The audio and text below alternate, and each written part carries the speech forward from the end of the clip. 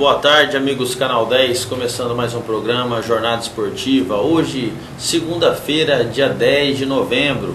Como sempre, vamos falar muito sobre esporte e, é claro, sobre campeonato brasileiro e também campeonato amador, Copa Fernandópolis, que aconteceram as finais de categoria aspirante titular neste sábado na Secretaria de Esporte e Lazer de Fernandópolis.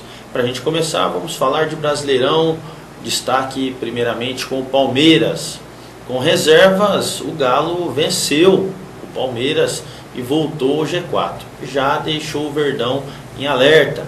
No último jogo do Palmeiras, como mandante no Pacaembu, antes da inauguração de sua arena, quem fez a festa foi o Atlético Mineiro. Ou melhor, o time reserva do Atlético Mineiro.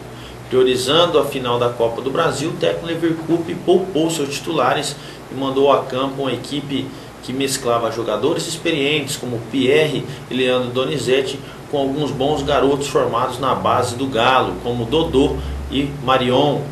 Deu certo. Sólido na defesa e letal nas bolas paradas e contra-ataques, o Atlético Mineiro venceu o Palmeiras por 2-0. Chegou com isso aos 57 pontos e também chegou à terceira colocação. Não há como sair do G4, não havia forma nenhuma na rodada, já que só poderia ser ultrapassado por Grêmio ou Inter, que se enfrentaram neste domingo, onde o Grêmio saiu vitorioso e o Inter com isso não conseguiu alcançar o Atlético. O Verdão, que havia aberto 5 pontos no Z4, pôde ver essa distância cair para apenas 2 neste domingo. No caso, o Figueirense venceu o Chapecoense, terminou aí com a vitória do Figueirense, portanto diminuiu aí essa vantagem. E o Vitória venceu, ou melhor, perdeu, do São Paulo em Salvador. Com isso, ajudou aí o Palmeiras, pelo menos nesse critério. O público pagante na despedida do Palmeiras, do Pacaembu, foi de 24.368 pessoas. No total, aí, com renda de R$ 602.520. O time alviverde saiu vaiado de campo. Na quarta-feira, o Atlético Mineiro inicia a decisão da Copa do Brasil contra o Cruzeiro, no estádio Independência. Pelo Brasileirão, recebe o Figueirense domingo, também no Horto.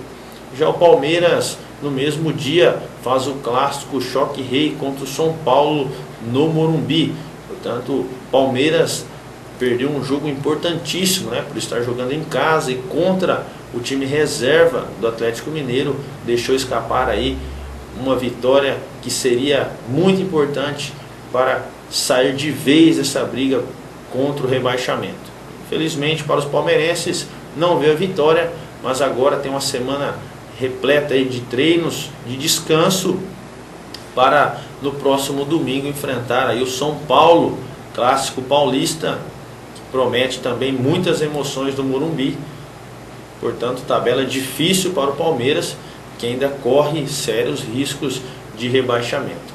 Quanto ao São Paulo, que irá ser o seu adversário no próximo domingo, o Fabuloso resolveu, nesta tarde de domingo, manteve São Paulo na luta pelo título e colocou Vitória no Z4. Luiz Fabiano fez aniversário no sábado, ao soprar as 34 velhinhas. Deve ter seguido o tradicional ritual de fazer um pedido.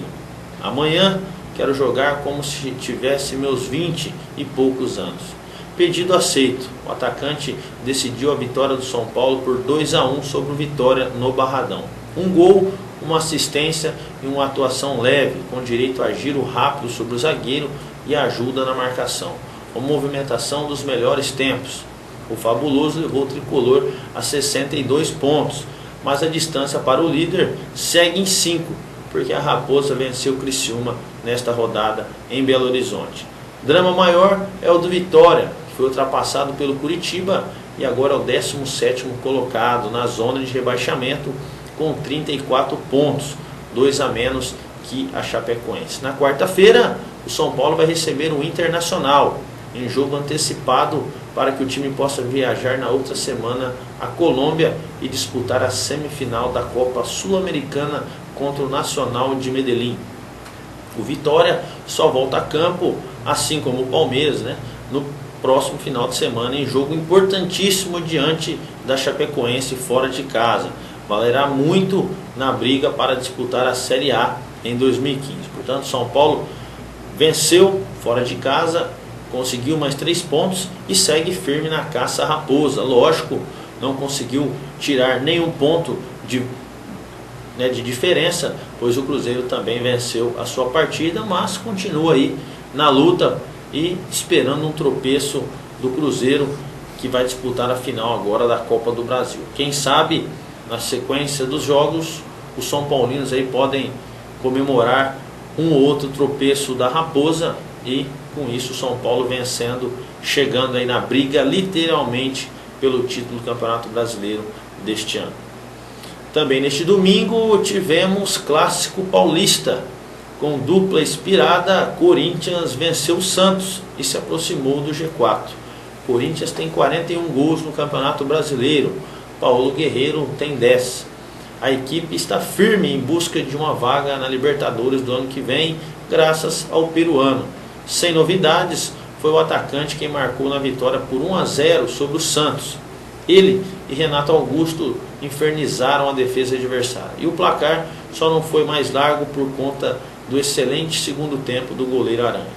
Foi o terceiro clássico na Arena Corinthians, o terceiro com gol de Guerreiro. Ele já havia marcado contra o São Paulo e Palmeiras. Às 5 rodadas do fim, o Timão é o quinto. Tem os mesmos 57 pontos de Grêmio e Atlético Mineiro, mas uma vitória a menos. Como o título da Copa do Brasil também vale uma vaga na Libertadores e os finalistas são Galo e Cruzeiro, o fato de ambos estarem no G4 amplia o limite de classificação até a 5ª posição. Portanto, na atual tabela, o Corinthians estaria no torneio. O Peixe se mantém em 8º, longe de qualquer disputa e já sem risco algum de sofrer com a ameaça do rebaixamento. No jogo, o Santos tentou imprimir a filosofia de sair jogando sem chutões. Bonito no papel, mas feio na prática. Quando Bruno Vini recebeu bola marcado, perdeu, foi driblado e viu Renato Augusto encontrar Guerreiro livre para fazer 1-0. Na tentativa do empate, os visitantes tocaram para lá, para cá, mas penetrar a área corintiana foi um parto. O time de Mano Menezes foi mais prático. Se o primeiro tempo foi pobre de emoção, o segundo foi protagonizado por insistente duelo entre a talentosa dupla do Timão contra Aranha. Com um curativo mais largo na testa, fruto do choque com Victor Ferraz e futuro alvo de beijinhos da namorada Bárbara Evans, que compareceu à Arena Corinthians, o peruano se destacou ainda mais. Não foi apenas um centroavante, ganhou todas no corpo, abriu espaços e teve 2 chances muito semelhantes. Em ambas, Renato Augusto chutou, Aranha defendeu e o rebote caiu nos seus pés. Na primeira, o zagueiro impediu a finalização. Na segunda, o goleiro operou o milagre. Anderson Moreira, treinador do Santos, trocou o Serginho por Leandro Damião no intervalo. O Santos foi ainda pior. No início até conseguiu frequentar a área com mais assiduidade, mas depois viveu de uma chance isolada que Gabriel desperdiçou. Os erros no lado esquerdo de sua defesa chamaram atenção e não foram corrigidos.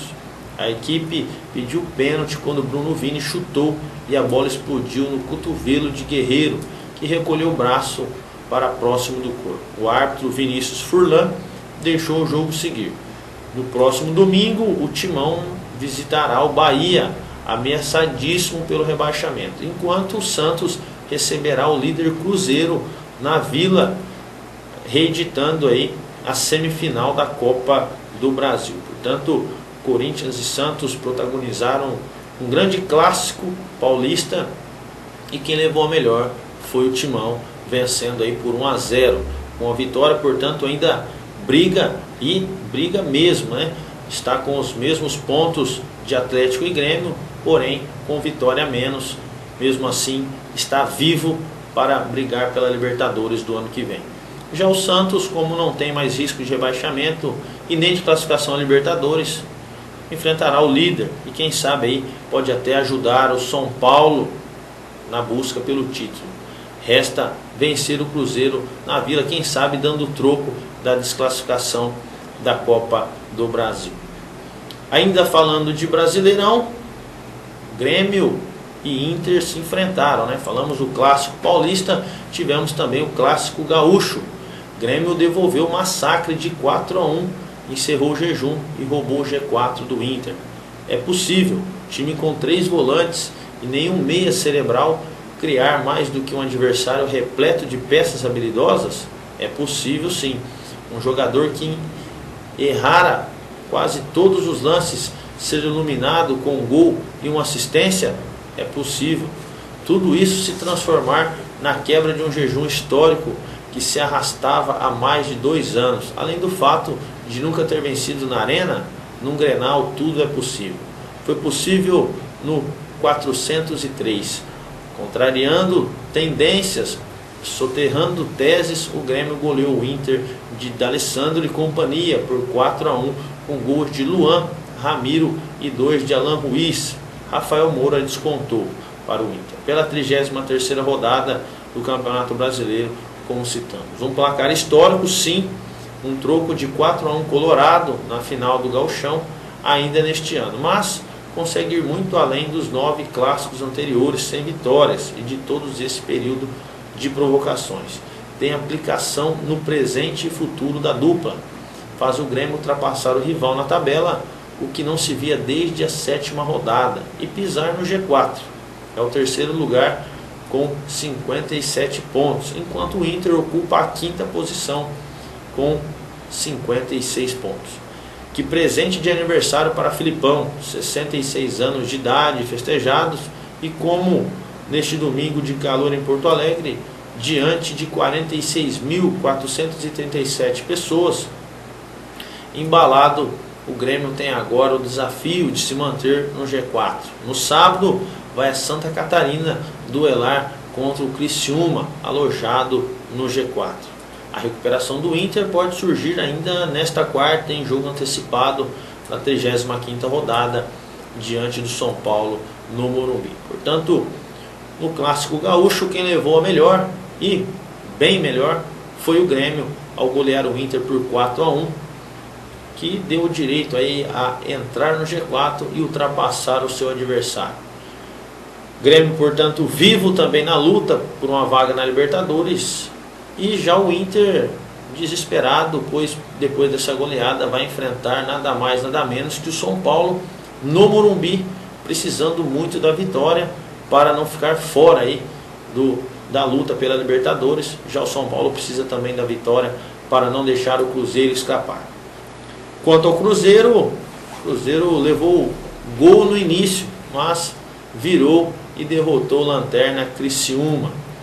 O jogo entre líder e Lanterna, vitória fácil do primeiro colocado. Poderia prever qualquer pessoa, mas não foi assim.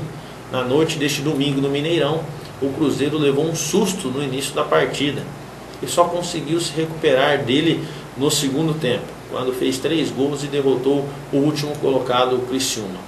Luca abriu o placar para os visitantes. O Marcelo Moreno, o Ricardo Goulart e o William marcaram para os donos da casa, que seguem com vantagem de 5 pontos em relação ao vice-líder São Paulo.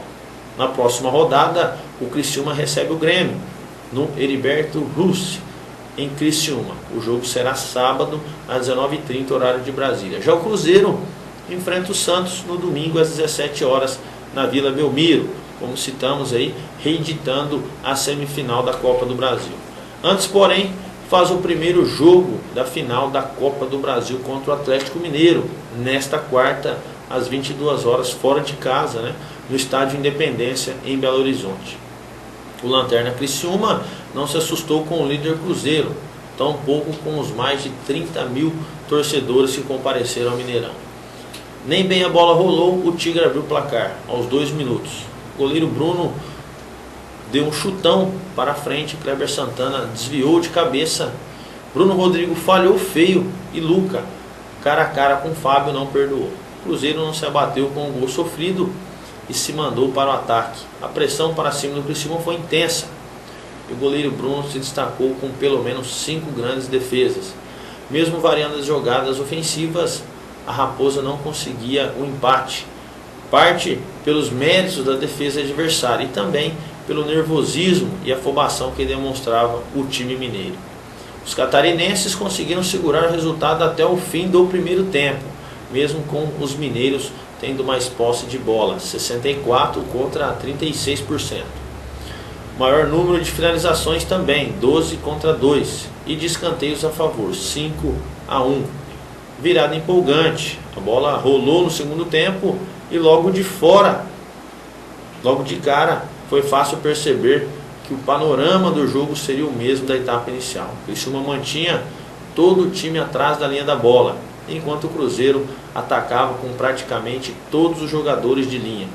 O Tigre resistiu enquanto pôde, mas com tamanha pressão a Raposa conseguiu a virada. Aos 13 minutos, Marcelo Moreno, que entrara na partida, aproveitou o rebote de Bruno após cobrança de falta de Newton e empatou o jogo.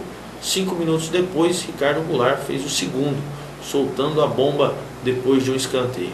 O jogo continuou disputado em alta velocidade após a virada cruzeirense. A postura do Criciúma em campo foi que mudou, obviamente. O Tigre se mandou para o ataque e esteve perto de empatar o jogo em alguns lances, inclusive com a bola na trave, chutada por Maurinho. O sufoco da torcida cruzeirense só terminou de vez aos 43 minutos, quando William marcou o terceiro, concluindo bela jogada de Moreno e Goulart.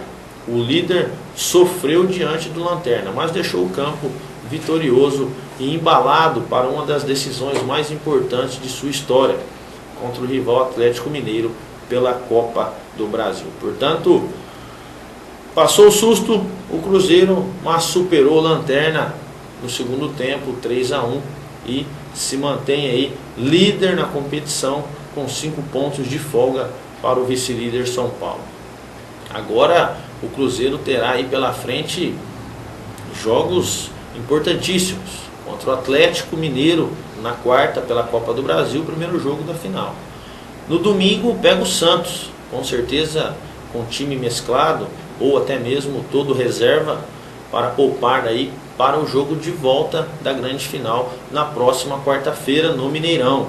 Então, Atlético Mineiro na quarta, Santos no domingo, novamente Atlético e posteriormente Grêmio no outro final de semana. Portanto, uma sequência forte aí para o time do Cruzeiro, que pode decidir muita coisa.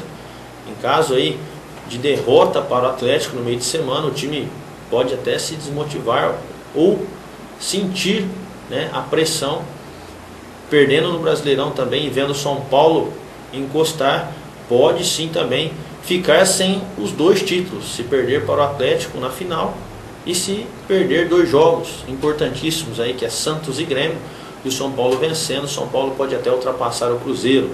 Tanto para quem achava que o Cruzeiro iria ser campeão fácil de ambas as competições, tem que abrir o olho, vamos, né, ficar atentos, pois tudo pode acontecer no futebol.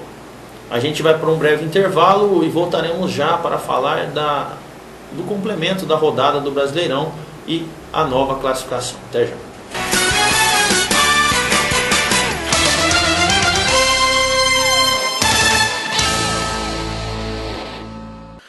Quer receber a sua revista Clube do Esporte com toda a comodidade na sua casa? Faça já a sua assinatura da melhor revista de esporte de toda a região. No telefone 17 99 727 2852 ou mande um e-mail para revistaclubedoesporte@gmail.com com os seguintes dados: nome, endereço, telefone e e-mail de contato, e também no site www.clubedoesporte.com. Corra e garanta já a sua assinatura e fique por dentro de tudo o que acontece no esporte e demais eventos das regiões de Fernandópolis, Votuporanga, Jales e Santa Fé do Sul. Ligue já 99-727-2852 ou acessem o site www.clubedoesporte.com.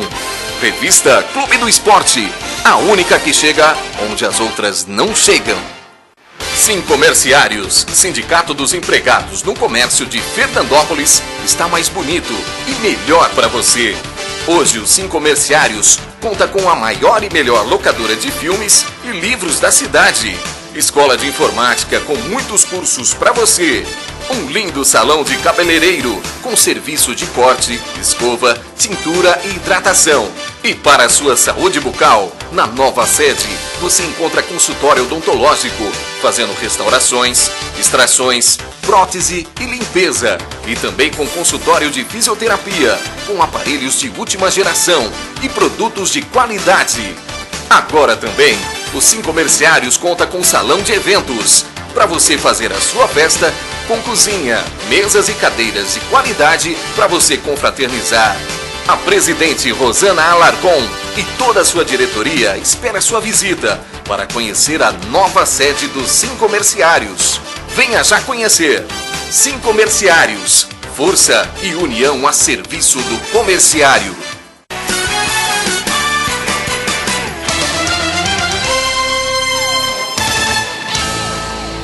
Estamos de volta ao programa Jornada Esportiva desta segunda-feira, né? No primeiro bloco falamos dos destaques, né? Dos jogos destaques desta rodada, 33ª do Campeonato Brasileiro. Mas também tivemos outros jogos, também influenciaram muito na tabela. Vamos mesmo assim relembrar todos os resultados e falar para você a classificação atualizada do Brasileirão Série A. O Palmeiras, no sábado, como citamos, perdeu em casa, né, no Pacaembu para o Atlético Mineiro, 2-0. Também no sábado, o Coritiba venceu o Fluminense por 1-0. O Botafogo, jogando em casa, perdeu para o Atlético Paranaense por 2-0. No domingo, Flamengo Sport, né, na Ilha do Retiro, não, na Arena Pernambuco, 2-2, empataram Sport e Flamengo. Vitória, jogando em casa, no Barradão, perdeu para o São Paulo por 2-1. O Grêmio goleou o Inter na Arena do Grêmio por 4-1. O Figueirense venceu o Chapecoense por 1-0. O Corinthians também venceu o Santos por 1-0. O Cruzeiro venceu de virada o Criciúma por 3-1. E o Goiás venceu o Bahia por 3-0 no Serra Dourada. Após esses resultados, o Cruzeiro continua líder com 67 pontos, o São Paulo em segundo com 62. Em terceiro vem o Grêmio com 57 e fechando o G4, o Atlético Mineiro também com 57. Em quinto lugar, o Corinthians com os mesmos 57 de Atlético e Grêmio, porém com vitória a menos. O Internacional agora é o sexto, saiu do G4, caiu 3 posições e tem 56 pontos. Um a menos que o Corinthians, que é o quinto. O Fluminense em sétimo, após também a derrota para o Coritiba, caiu 3 posições e tem apenas 54 pontos. O Santos em oitavo tem 46, os mesmos pontos de Atlético Paranaense em nono. Em décimo lugar vem o Goiás com 44 e em 11º o Flamengo também com 44 pontos. Da 12ª colocação para baixo, os times aí que correm sérios riscos ainda de rebaixamento. O Sport é o 12º com 41. O Figueirense em 13º tem 39, os mesmos pontos de Palmeiras, que está em 14º. Em 15º, o Coritiba com 37 pontos. Em 16º, o primeiro time fora da zona de rebaixamento, a Chapecoense com 36. Já o Z4 está composto com Vitória em 17º com 34, o Botafogo em 18º com 33, Bahia em 19º com 31 e o Criciúma em 20º na lanterna com 30 pontos apenas. Portanto, muito difícil aí Criciúma ainda escapar do rebaixamento. Lógico, não é impossível, mas terá que jogar muita bola nesta reta final, aí nessas 5 rodadas que ainda restam. Criciúma e Bahia, os dois últimos, correm sérios riscos mesmo de rebaixamento, até mesmo pela tabela que cada um irá pegar. Já o que chama atenção é o Palmeiras, né, que há uns dias estava mais tranquilo na tabela e agora voltou aí a perigar, a cair aí para o ano que vem também. Se não abrir o olho, Palmeiras corre sérios riscos de rebaixamento. Campeonato Brasileiro, portanto, 33ª rodada se encerrou ontem e a 34ª apenas no próximo final de semana. Apenas São Paulo e Inter no Morumbi nesta quarta em jogo da rodada da 35ª, antecipado por questão da Copa Sul-Americana. No meio de semana estaremos falando, inclusive na quarta, tudo sobre a Copa do Brasil, né? Os preparativos de Cruzeiro e Atlético Mineiro. O jogo será no Estádio Independência. Mas ainda hoje vamos falar de campeonato amador. Neste sábado, Fernandópolis sediou aí a grande final da Copa Fernandópolis, organizada pela Secretaria Municipal de Esporte e Lazer, a SMEL. E o jogo aconteceu no Clube da CESP, na própria Secretaria de Esportes do município. Duas categorias, aspirante e titular. Na aspirante, que abriu a primeira final, o time da ABB enfrentou o time da Esgote.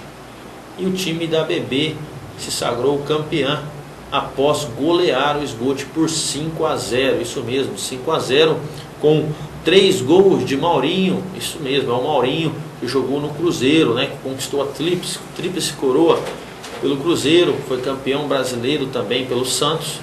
Jogou, agora não joga mais profissionalmente, apenas os campeonatos amadores da cidade, e faturou aí junto com os seus companheiros o título da Copa Fernandópolis, categoria aspirante. Marcou 3 gols, Marcelinho marcou 1 e o outro, o Eric, o Cueca, marcou 1 também, 5-0. Portanto, o melhor jogador da final foi o Júnior, que jogava aí, né, no FPC nesta temporada e na temporada passada. Como está sem clube, jogou aí esse campeonato amador, também fortalecendo o time da ABB ainda mais. Foi eleito pelo pessoal da comissão como o melhor jogador da final. O artilheiro foi Maurinho, que conseguiu ultrapassar o seu próprio companheiro Marcelinho e com 8 gols faturou o troféu de artilheiro da competição. O goleiro menos vazado foi Maicon, também da ABB. Portanto, a ABB faturando o título da categoria aspirante, troféu de artilheiro, troféu de goleiro menos vazado e também o troféu de melhor jogador da final. Após a categoria aspirante, tivemos a categoria titular. Decidiram o Irapuru Futebol Clube de Fernandópolis contra Marcomini Futebol Clube de Macedônia.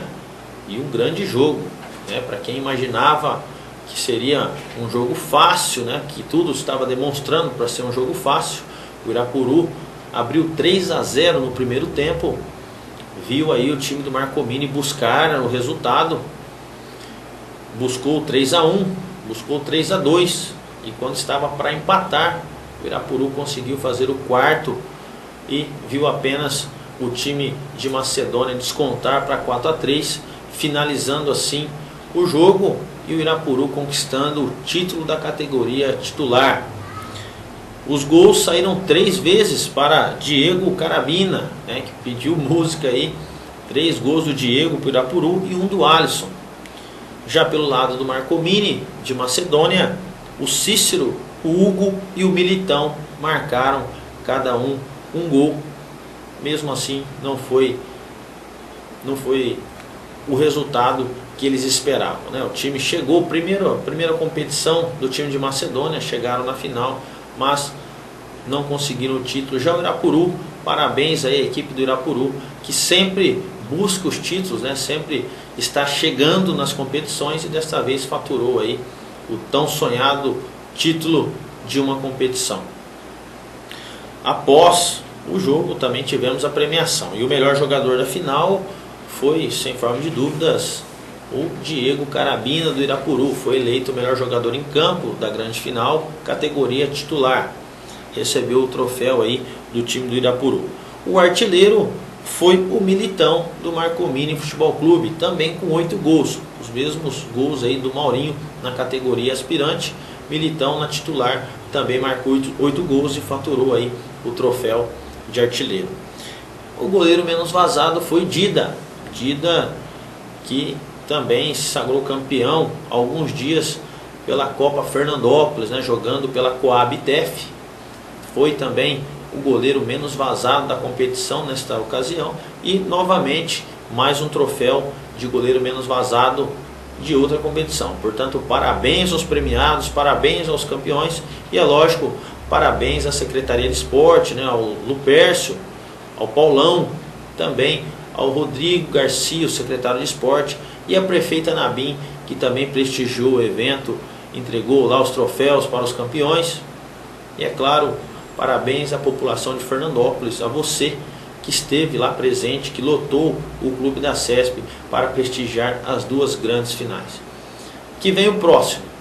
Este já foi um sucesso, né? Primeira Copa Fernandópolis. Que vem o próximo, pois esse ano só resta agora calendário esportivo, a Copa Gospel, né? E o Clube do Esporte e o Canal 10 estará fazendo as coberturas para que em dezembro, na grande final, possamos aí mostrar para você quem serão os times campeões, né? As igrejas campeões da Copa Gospel da Série A e também da Série B. O programa Jornada Esportiva de hoje vai ficando por aqui. Agradecemos a você pela sua audiência.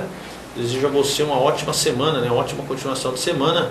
E até quarta, se Deus quiser. Até lá.